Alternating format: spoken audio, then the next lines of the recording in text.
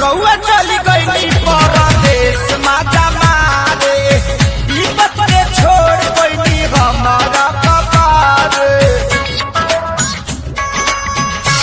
राजा पकड़ वाली जानू बादली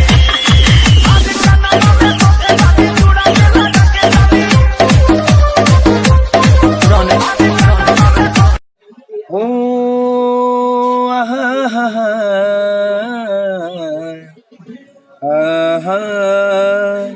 ला ला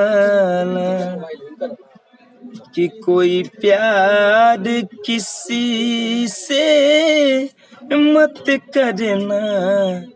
हाँ ओ कोई प्यार किसी से मत करना। सच कहता हूँ पछताओगे वो जब दिल की दर्द बढ़ जाएगी। वो जब दिल की दर्द बढ़ जाएगी। वो आंसू के सिवा कुछ ना।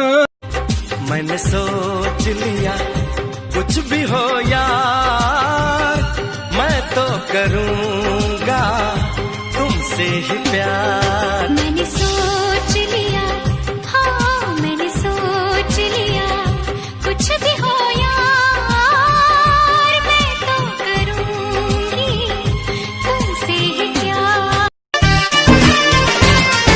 मैं तेरे झांसे में न आऊंगी और एक दीवाने जा। क्यों ऐसी वैसी बना के बातें मुझे न तू उलझा रे। मिट जाऊंगा मिट जाऊंगा। चलिए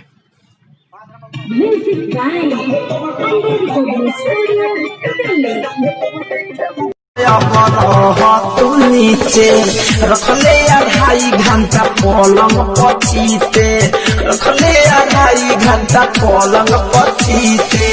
डरनी ना हम लड़ गई नीचे।